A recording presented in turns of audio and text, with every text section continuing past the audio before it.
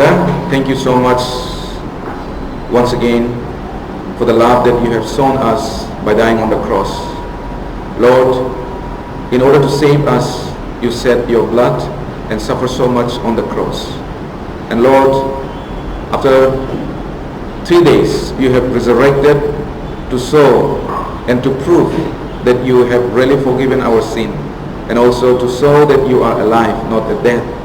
Lord, now we can have peace because we are sure that our sin has been forgiven.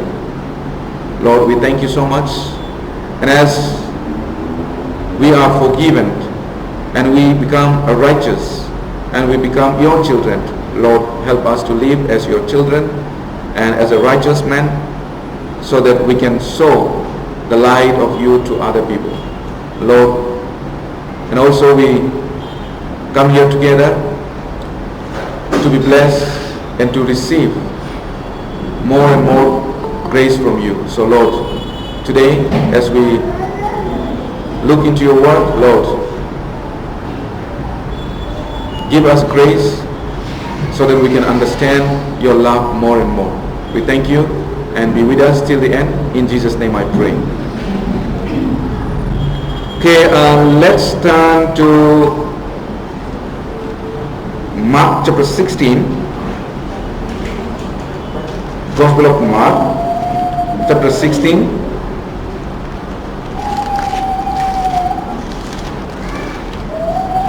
Gospel of Mark chapter 16 verse 6.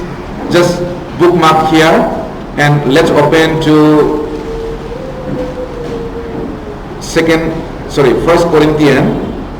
First Corinthians chapter 15. First Corinthians chapter 15 verse 14 to 19. So first we'll go to Mark chapter 16 verse 6 we'll read, and then we'll go to 1 Corinthians chapter 15 verse 14 to 19. Okay, let's read together whatever version you may have. Let's read first Mark chapter 16 verse 6. Let's read.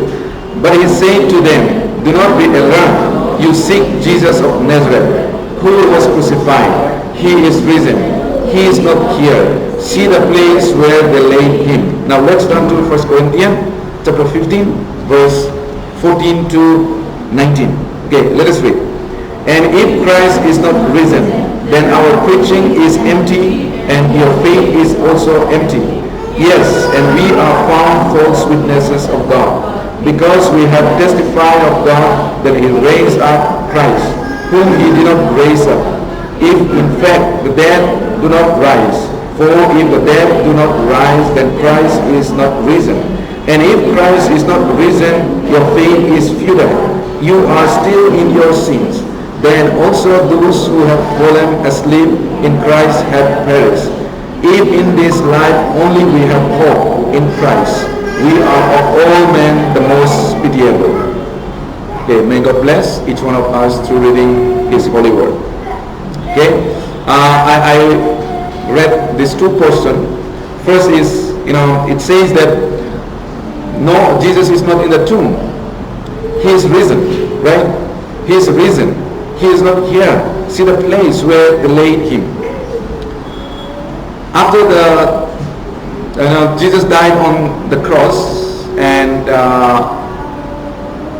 after 3 days, after the Sabbath, first day of the week, that is the Sunday, and first the woman went to the tomb. If you read Matthew chapter 28, you will find the woman, Mary Magdalene and all this, they went to the tomb, and they found that the stone was rolled out, and also the tomb was open, and in the beginning they are afraid to see, and they come and told to the disciples, this is whatever they have seen, so that this is what happened. That's what they told to the disciples.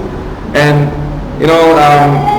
when they come, they are looking actually for Jesus, but Jesus said, now he is risen. In the beginning, Jesus was talking with them with the white cloth, and they could not recognize that he is Jesus.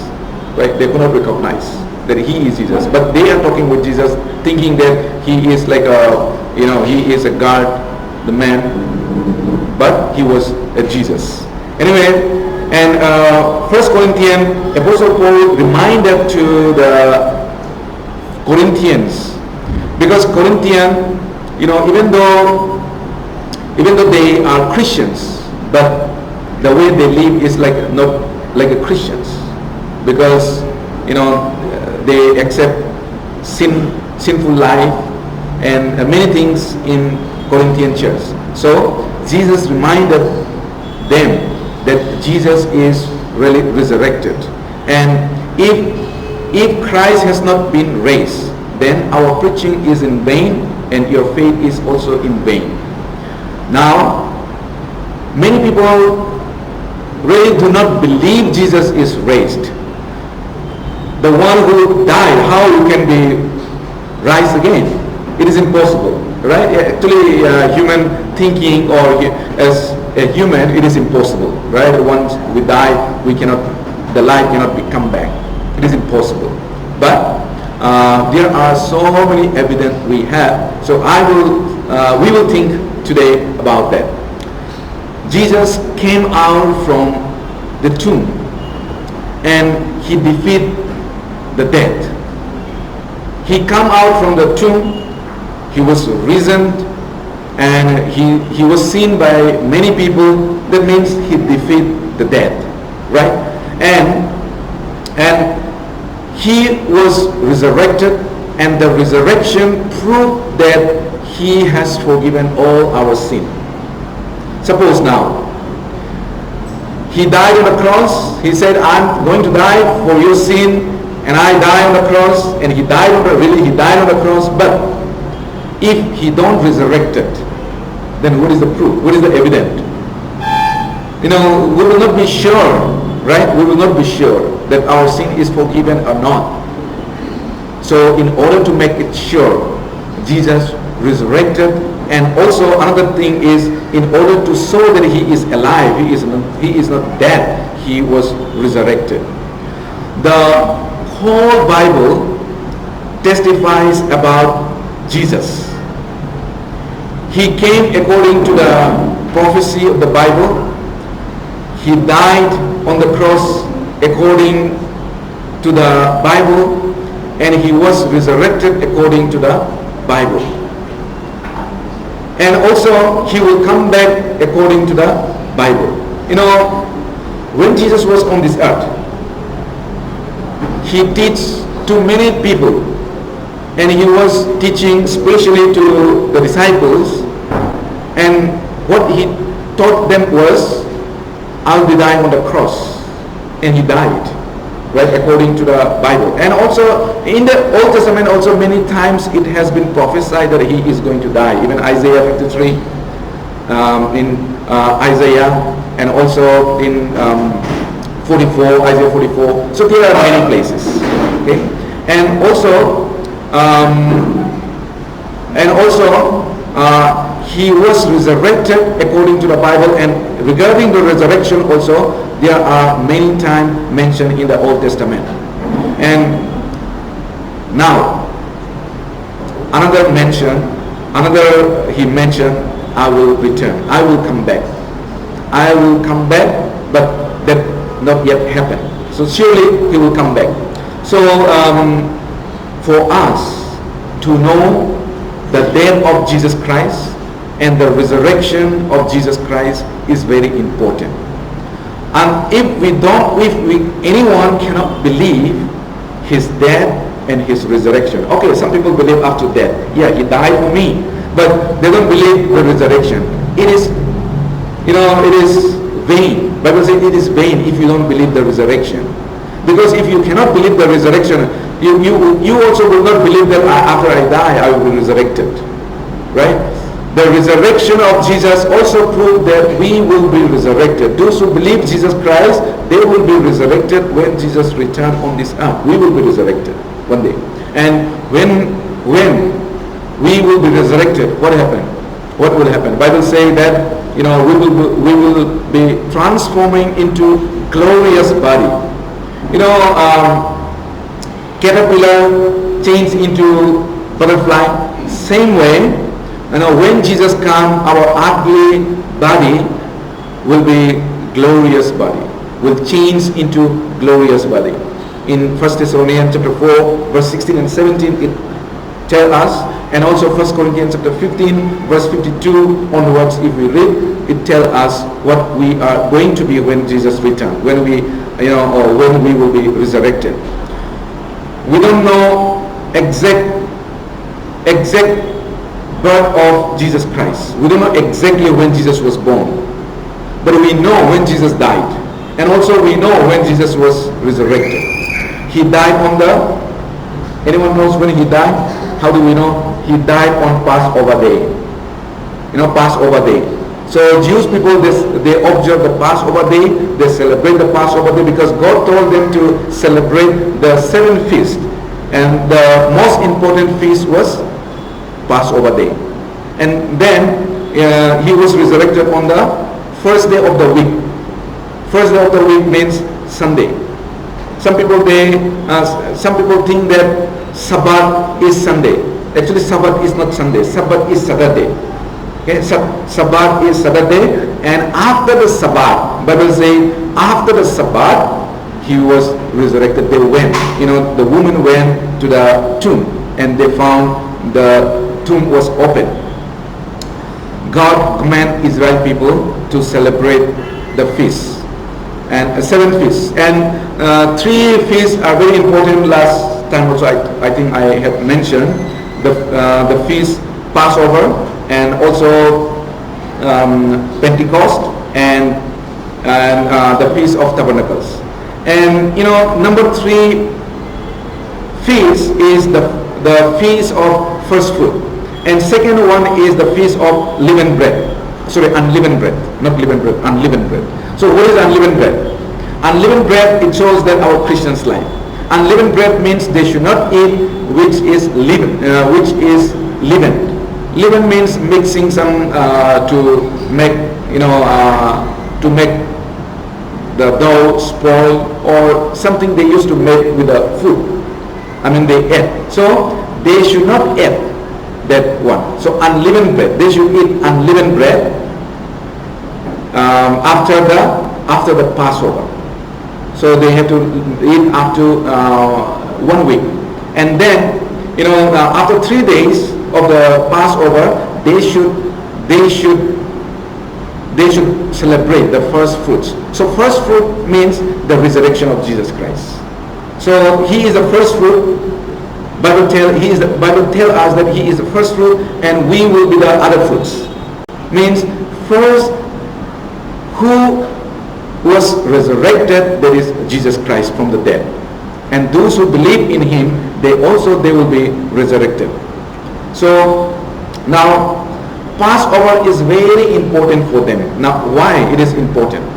Because Passover, Bible said, and God said to Israel people, first Passover, this will be your first month. That means the Jewish history began from the Passover. This will be your first month, and that start from the 14th day in Jewish calendar. 14th day of the first month. Okay, how they count the month?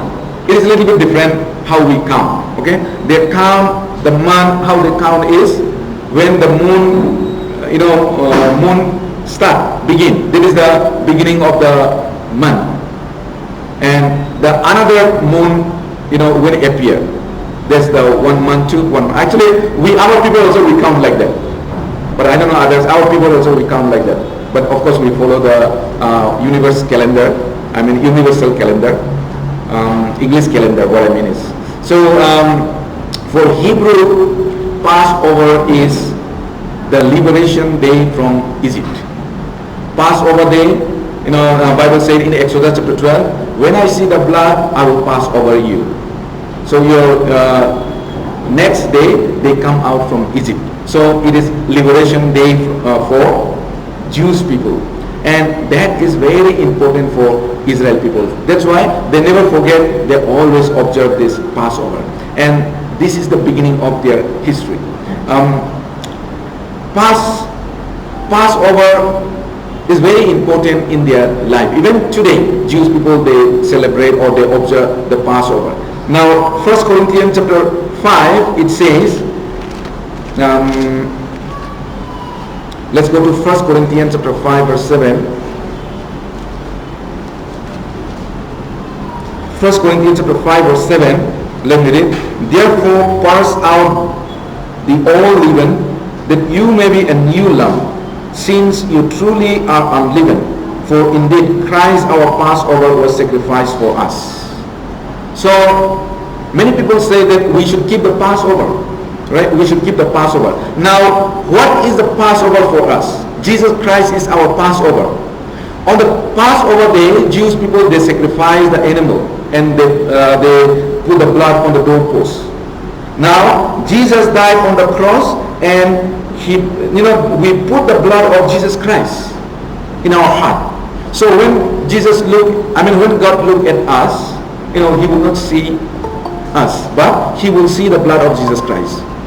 In the time of Passover, when Israelites put the blood of Jesus Christ on the doorpost, no matter what they are inside, but when God see the blood, He said, I will pass over you. I will pass over you. That's what God said to the Israel people. So same way now, Jesus is our Passover. Jesus is our Passover. So when we believe in Jesus, when we believe in Jesus, just 1 minute. This a little bit noisy. Maybe they don't know how to mute it. And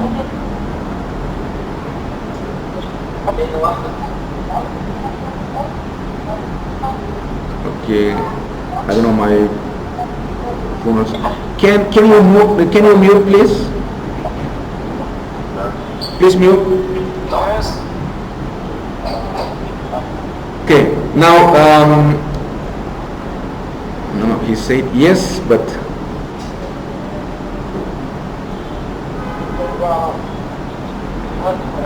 my phone also, because something problem in my setting.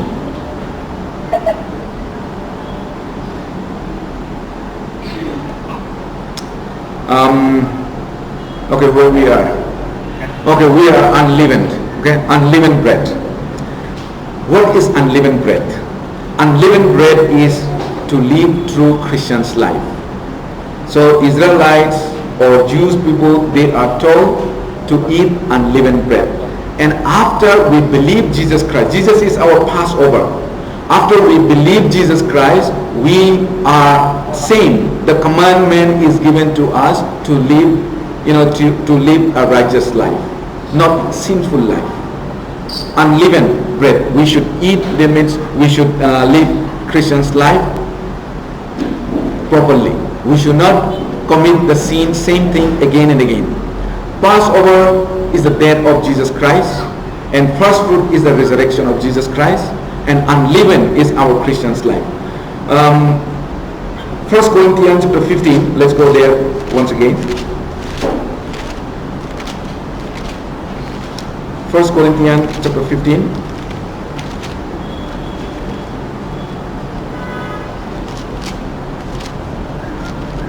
First Corinthians chapter 15, verse 20. I will read. But now Christ is risen from the dead and has become the first fruit of those who have fallen asleep. Okay, you see here? Now Christ is risen from the dead and he has become the first fruit. Jesus, after his death and resurrected, he became the first fruit. And now it says like this: of those who have fallen asleep. Now fallen asleep means physical death. When we die, when we we believe Jesus Christ and we die, we are the next fruits. Because we are the next fruits. So Jesus is the first fruit. That means he was the first who was resurrected after the death. When Jesus died and buried and also resurrected, and when we believed that fact, Jesus is, Jesus' righteousness is our righteousness. God's righteousness is our righteousness. Jesus' resurrection was predicted actually in many places in the Bible. In the Old Testament, many times, and even New Testament also many times before he died, also many times it was predicted. Psalm number 16, King David, he predicted. And also, what is that? Jonah. Through the Jonah, also it was prophesied, right? Bible say that like the Jonah, I will be in the tomb, and after 3 days I will be resurrected. Jonah was in the belly of the fish 3 days. Okay, who is Jonah? Jonah is very interesting, right? God called Jonah, and Jonah, God said, Jonah, you go to Nineveh. Now why God said Jonah to go to Nineveh? Because Nineveh people are very bad. Because I love the Nineveh people and I want them to repent. So you go to Nineveh and go and preach the gospel, or share with them my word. So Jonah, actually he was not agree. No, I cannot go. Now why he don't want to go? Because his heart is not right. Why? These Nineveh people, he want that let God punish them. Why? Because they are very bad. Actually, Nineveh, Assyria people are very bad. During Assyria, they are very, very bad people. They kill people very cruel way. When they conquered other nation, when they bring the captive, and they kill and they punish very cruel way. So that's why Jonah let God punish them.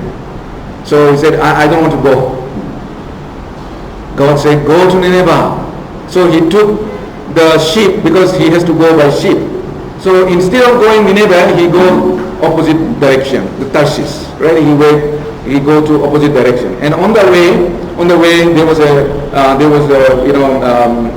strong wind, and almost the ship was upside down, and he was sleeping. He was taking rest. Other people are so worried. Then why this man is so relaxed?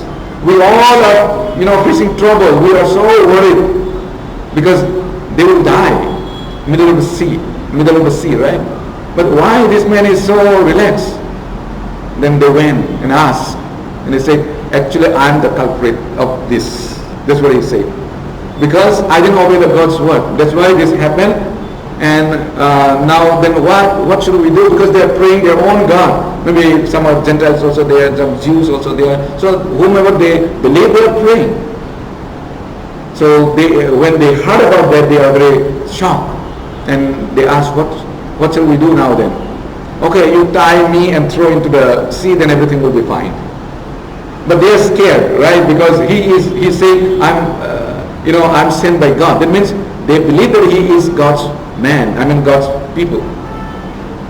Maybe prophet also. That's what they believe. So they are afraid. But there's no other way unless you throw me into the sea. This storm is not going to stop. So they tie and throw. And after some time, he was swallowed by big fish, right? And when a big fish, he was 3 days in the big belly of the fish. And then after that, the fish took him to the seashore of Nineveh and he boomed out. And then he's still alive because God protected him. And then he started saying to the Nineveh people, I don't want to come to you. I was going to Tarsus. but God brought me to here.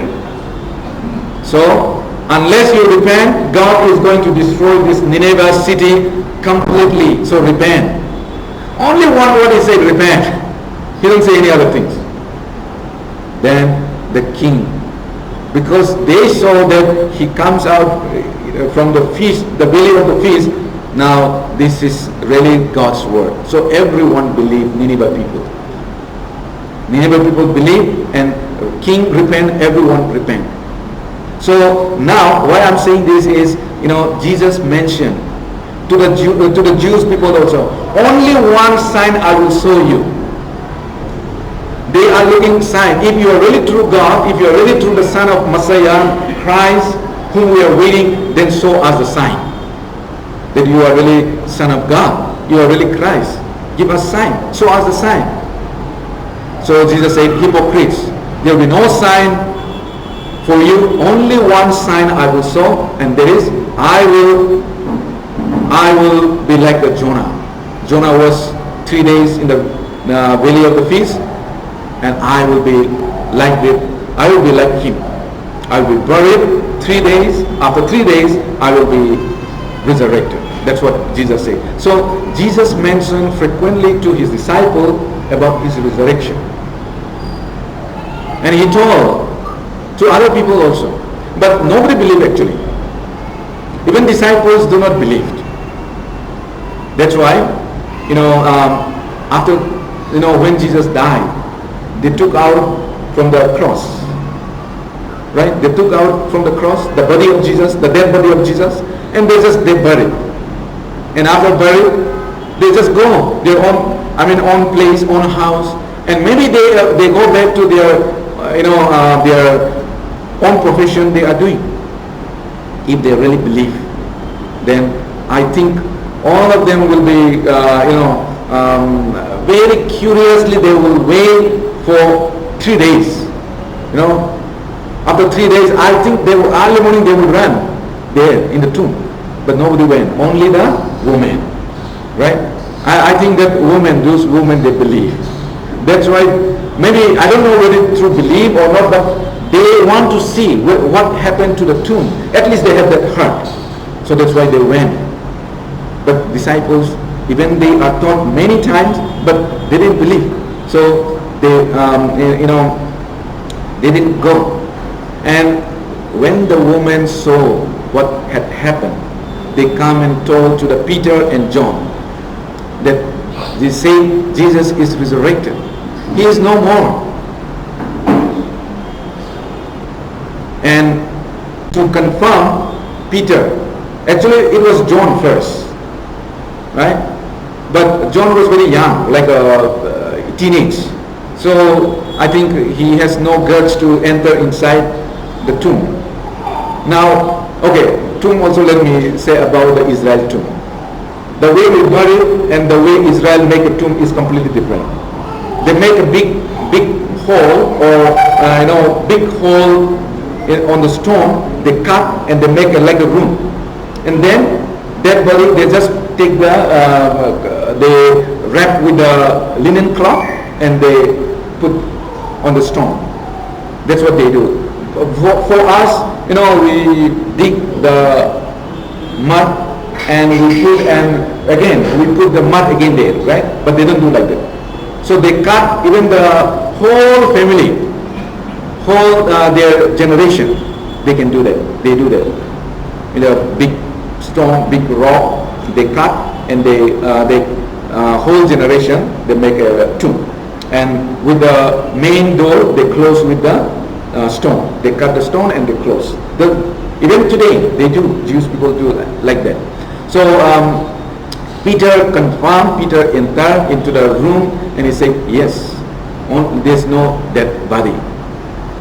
And after that, Jesus appeared to many people after the resurrection. He appeared to many people, not only to single people.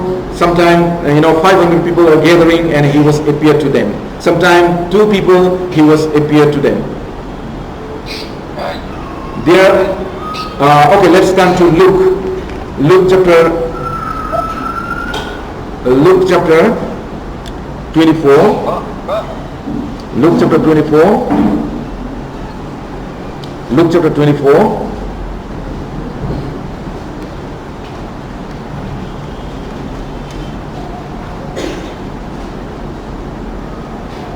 Luke chapter 24 verse 13. 13 onwards. Okay, I will read 13 to 15. Now behold, two of them were traveling that same day to a village called Emmaus, which was 7 miles from Jerusalem. And they talked together of all these things which had happened. So it was while they conversed and reasoned that Jesus himself drew near and went with them. But their eyes were restrained, so that they did not know him. And he said to them, what kind of conversation is this that you have with one another as you walk and are said? Then the one whose name was Cleopas answered and said to him, are you the only stranger in Jerusalem? And have you not known the things which happened there in these days? And he said to them, what things? So they said to him, the things concerning Jesus of Nazareth, who was a prophet, mighty indeed, and worked before God and all the people. Okay, up to 19. So here, two men traveling the remote village called Emmaus. That was 7 miles from Jerusalem. And they are having conversation with Jesus Christ. But they did not realize Jesus was with them. They are thinking there's some their friends or something, right? But later they came to know it was Jesus, right? So Jesus was appeared to them, and after that, Jesus appeared to other people also. Okay, what happened when Jesus died? All disciples they go home, and as I said, maybe they go back to their own profession. Mostly they're fishermen, right? They go back and they are working for their livelihood, and I think they are scattered also, because they might be scared also to Roman soldier. If again, suppose in the name of Jesus, if we come together, and we might be caught, and Roman soldier may kill to us also. So they might be afraid. So our leader is dead. There is a condition, but Jesus collect them one by one, right? So Jesus collect all the disciples one by one. He appeared to them and he collect them, and then they become so bold. When Jesus died on the cross, actually everyone ran away. All the disciples ran away. Not even a single one. And Peter, he denied 3 times. All of them ran away. One day, even some disciples, right after the death of Jesus, they locked the door. Right? They locked the door, and they are, some of them, not all the disciples, but some of the disciples, they are in the room. Because they are afraid. If Roman soldiers come and take us, then we will be in great trouble. So they are in the room which was locked. But Jesus entered, and Jesus, after resurrection, Jesus entered that room and said, peace be with you, peace to you, peace unto you. And he saw his hand. Look at here. Because they are afraid, whether it is ghost or something, right? Because they don't believe. So they say, don't be afraid, peace to you. I died for you, really. And if you don't believe, touch where my hand was nailed. Touch here. So, Thomas really, he touched. Because when Jesus appeared to them, Thomas was not there. And Thomas, later they met Thomas and said, our Lord really, he is risen. But Thomas said, no. He could not really believe. It is impossible. And Jesus appeared to him also, and Jesus said, Thomas, he said like this, unless I touch, I put the finger where his hand was nailed, I will not believe. Then Jesus knew, right? Thomas, put your finger here and touch me. So he touched and believed. Of course, later he believed. Not only disciples, many believers, they have seen Jesus' resurrected body. And even the guards, Roman guards, saw. That's why Roman soldier, he saw. That's why he ran immediately to the priest and also to the general. He went and told what he has seen. Okay, let's turn to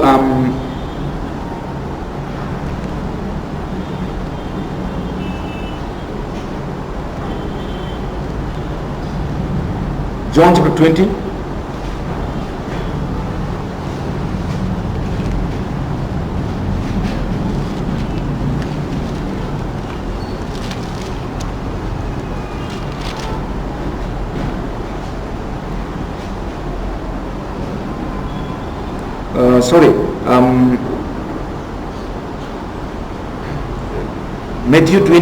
Matthew 28 verse 11.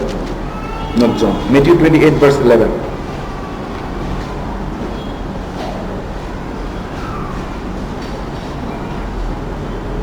Up to 15. 11 to 15. I will read. Now while they were going, behold, some of the guard came into the city and reported to the chief priests all the things that had happened. When they had assembled with the elders and consulted together, they gave a large sum of money to the soldiers, saying, tell them his disciple came at night and stole him away while we slept. And if these come to the governor's ears, we will appease him and make you secure. So they took the money and did as they were instructed, and this saying is commonly reported among the Jews until this day. Okay, now what happened in the tomb? It was tomb was open, and then this Roman guards, they came to the city to report what had happened, right? And they report to the priest. But priest, instead of inquiring, instead of whether it is true or not, inquiring, they tell them, go and tell lie. They give some money. Don't tell what you have seen, what had happened. Don't tell to anyone. But you tell that his disciples came and stolen his dead body. Right? That they gave money, and that's what they told to other people also. So now, here it says, it spread the news, and even today, means even that time, Jewish people believe that lie. People believe that lie. Many people believe that lie. Of course, those who are truly saved, they believe in Jesus. Those who have seen the resurrected body, they believe in Jesus. But those who don't believe in Jesus, they believe this, this story, what the God told to other people. They believe. Now, we can think, whether the gods, we can think just two things. Whether Jesus is resurrected or not. Actually, if we think a little bit deeply, we can get answer. One thing is, disciples, they were very coward, right? They are very coward. When Jesus was dying on the cross, all of them ran away. Do you think, and why in the beginning, why they follow? Before Jesus died, why they follow Jesus? Because they believe that Jesus is really Messiah. So that's why they follow Jesus. And even some disciples, they are arguing, okay, when he become king, who will be leaders? Who will be leaders of Jesus? Who will be right hand and left hand of Jesus? Right? They are arguing. That means they don't really truly believe that Jesus is really Son of God, but they believe that, Jesus will conquer the Roman Emperor, then he will become one day king, and we can become like special people of Jesus. Like we will get some good position, high position. So that's why they are following Jesus. But when Jesus died, all they run away. And now, why they run away? Because they don't want to die. And that coward people, is it possible for them to steal the dead body which is guarded by the Roman soldier? I think if they go near to the tomb, two guards are there, right? They will inform, one will go and inform, oh, these disciples are coming to steal the dead body. Immediately they will be arrested and they will be killed, right? Or they will be put into prison. And I don't think so they will have that guards also. And even they have a guards and they go, I don't think so they will be able to steal the dead body. It is impossible for them. And who is Roman that time? Roman are the most powerful at the time, right? And they are scattered. But they tell a lie that, as the priests say, and they got the money, and that news was spread. And after the resurrection, the disciples they really have a guts. They really have a goal.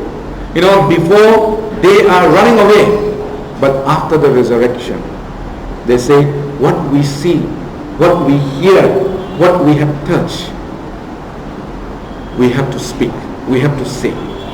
Even we are to be killed, we are ready.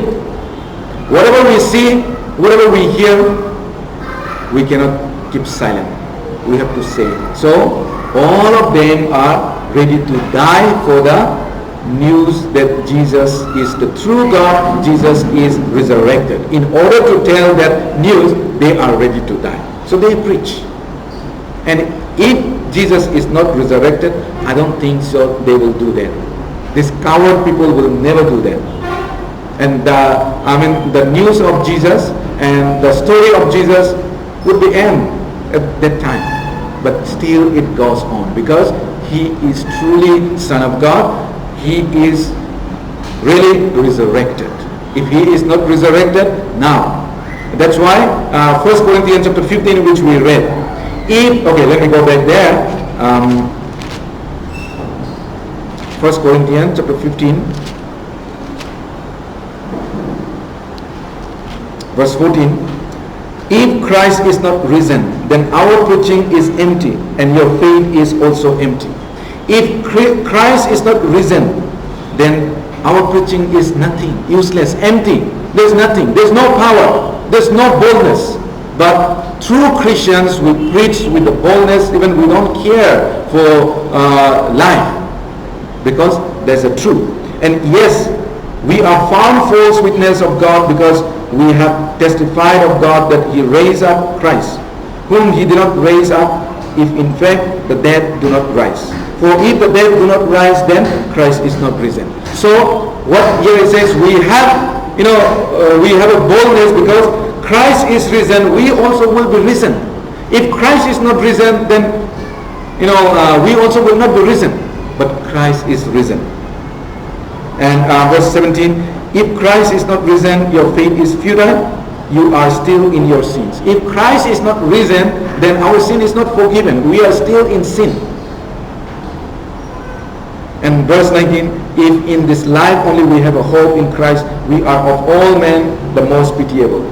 If Christians, suppose, if in this life only we have a hope in Christ, then we are the most pitiable. If we have hope only this world, then we are the most pitiable. Why? Christians sacrifice so much. There are many Christians who sacrifice. Sacrifice means, they can have a good house, they can live a luxury life, they can eat whatever they want, they can live however they want, but they sacrifice all. Many people, in America, many Christians, before they die, actually they donate their house to the church. And why they donate? sell this and preach the gospel. That's what they donate. And many people, many Christian countries actually. I still remember one old lady in South Korea. She get the, what is that, old age pension or something from government.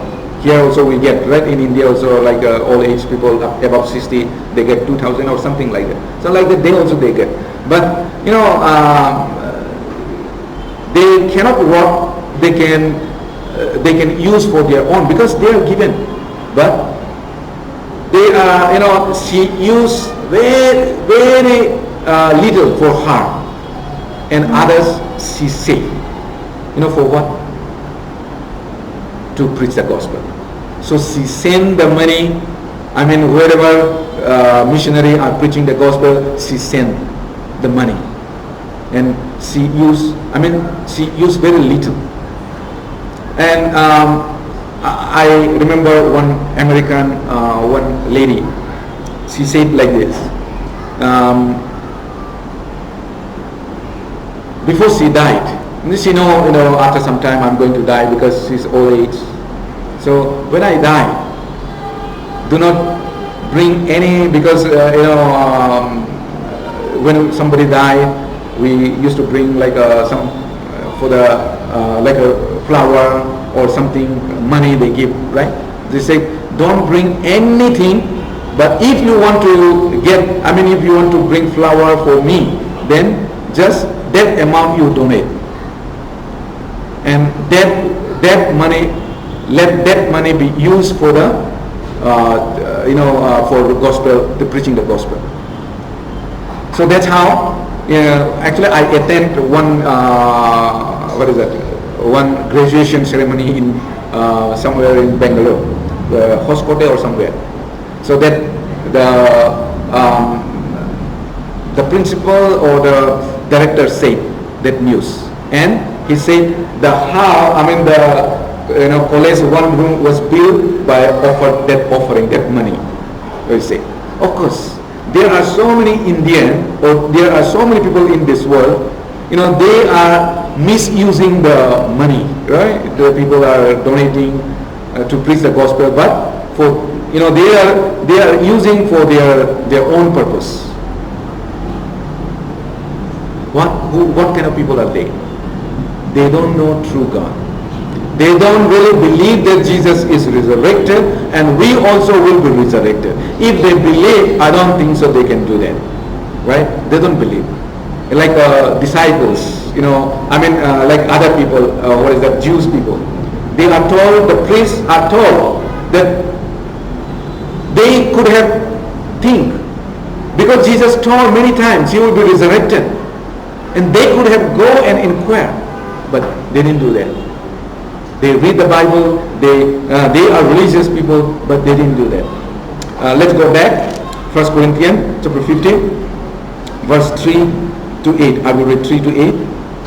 For I delivered to you first of all that which I also received, that Christ died for our sins according to the scripture. So Jesus died according to the scripture, and that he was buried, and that he rose again the third day according to the scripture. So he was resurrected according to the scripture, verse 5, and that he was seen by Cephas, then by the 12. He was seen by Cephas, and also he was seen by 12. Who is saying this? Apostle Paul. And Apostle Paul, actually he don't believe, right? He don't believe Jesus. That's why he was persecuting Christians. And then verse 6. After that, he was seen by over 500 brethren at once, of whom the greater part remain to the present, but some have fallen asleep. Now, he was seen by 500 people, over 500 people. Verse 7. After that, he was seen by James, then by all the apostles. He was seen by James and the apostles. Then last of all, he was seen by me also, as by one born out of the due time. At last, he was seen by me. Where he saw Jesus? Apostle Paul, where he saw? When he went to Damascus. And why he went to Damascus? To persecute the Christians, right? So that's what he said. He was seen by me. He was seen by many people. And that's the truth. That's why Because Apostle Paul, he has seen Jesus Christ. That's why he gave up everything. He sacrificed everything in order to preach the gospel. Peter denied Jesus 3 times. Other disciples run away. And I'm sure they were not able to steal the dead body of Jesus. 100% sure. They will not have guts to do that.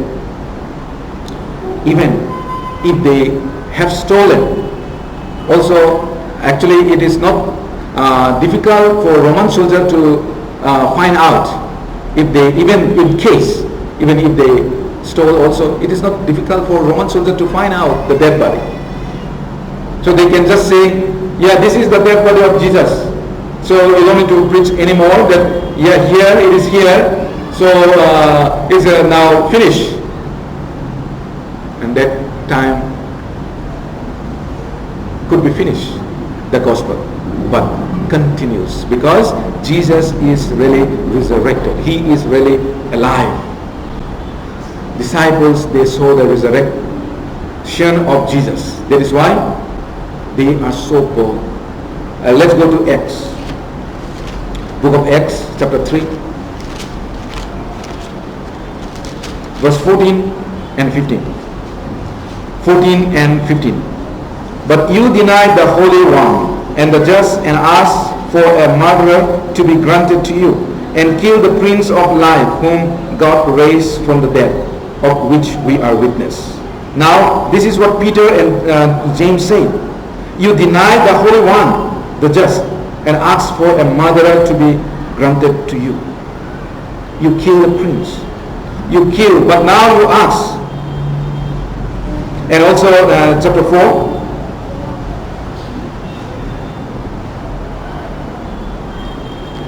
Verse 17.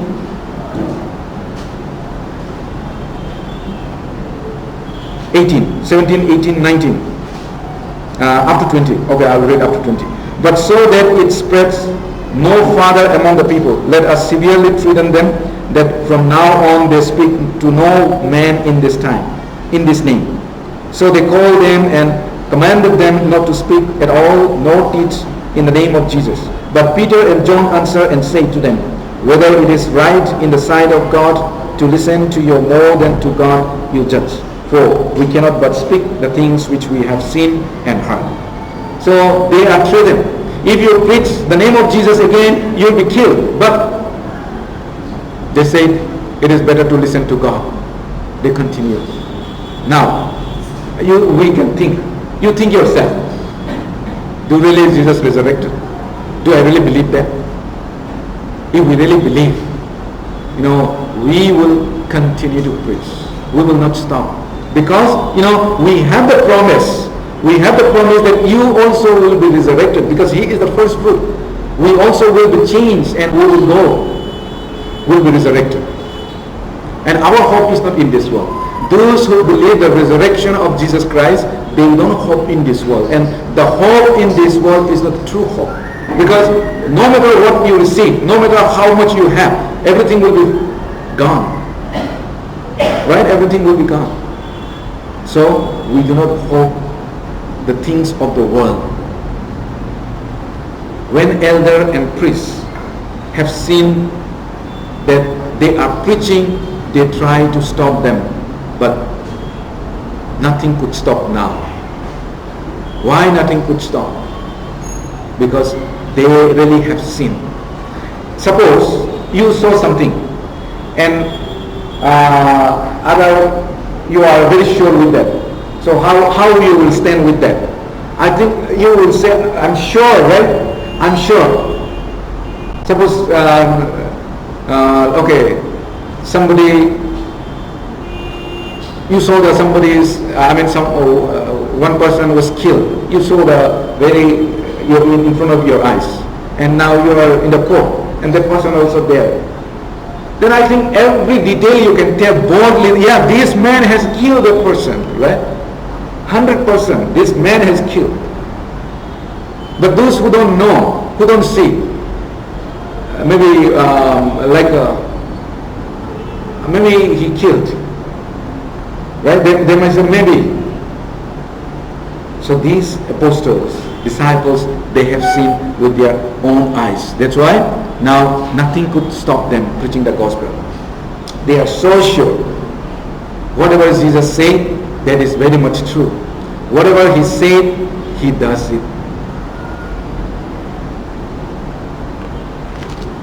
John chapter 11. Little bit more, I will finish. John chapter 11.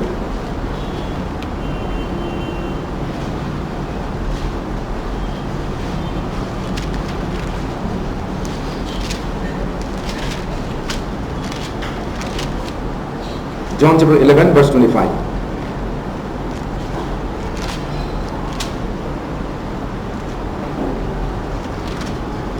John chapter 11 verse 25. Let me read. Jesus said to her, I am the resurrection and the life. He who believes in me, though he may die, he shall live. I am the resurrection and the life. He said, I am the resurrection. He who believes in me, though he may die, he shall live. Even though we die, we will live. Physically we will die, but we will continue to live, those who believe in Jesus. He died for our sin and he was resurrected for our sin. Sometimes we pay the bill, but sometimes it comes unpaid, right? Then then what you can do? You go and take the receipt and go and show. Yeah, I paid, right? Sometimes we go to the shopping mall. What do? They check the bill and they check the receipt, right? They give the receipt. Sometimes I go to the DMart. We have a DMart, so they check even the things also. Which I brought the product. Also they keep checking. So sometimes my children, when they are young, they put some chocolate, right? Already I paid, but they are taking in different pocket. So they see maybe they just took it. So they nicely they check. So I say yes, paid. So like that, resurrection is the kind of receipt. Really, he paid for our sin, so we don't need to worry. If Christ is not risen, then Christians are the most pitiable and foolish people in this world, because that is not really, but still we are believing, still we are sacrificing, then we are the most foolish, right? But it is true, that means we are the most wisest. Jesus become the first fruit. When Jesus will come again, we will get the holy body. Okay, this is the last, then I will read and we'll finish.